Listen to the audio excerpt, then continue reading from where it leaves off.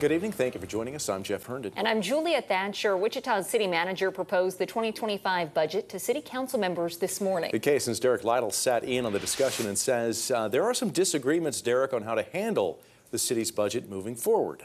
Yeah, Jeff, Julia, city leaders can agree that by the time we hit 2026, the city of Wichita will be faced with a budget shortfall. To get ahead of schedule, I'm told they need to find over $12 million.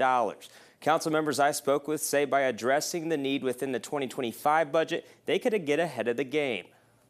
Facing projected net losses of over $12 million in 2026, $20 million in 2027, a sense of urgency falls on the city of Wichita's next budget. The reality is we will be facing an unfortunate budget deficit moving forward. Mayor Lily Wu speaking out in a council meeting, saying the answer is to look at what can be cut from programs that are not core services like the police department and fire department, maybe taking money from things like parks. She says she is not on board with raising the mill levy, another option brought forth by council.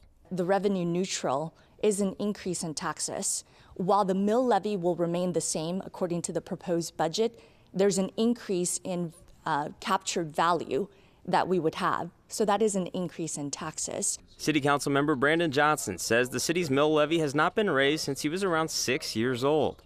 He says 75% of their budget is paying people and adds he wants to avoid cutting programs that people care about. Are we going to continue to applaud this council and future councils for keeping that mill levy the same while cutting all the services, or are we going to understand that people cost a little bit more? Johnson believes making cuts to life improvement programs will negatively impact people living in Wichita. I think cutting $12.4 million is going to be significantly detrimental. You want to cut down to only core services, or do you still want the things that we do that people appreciate? The quality of life things, the park programs, the arts programs.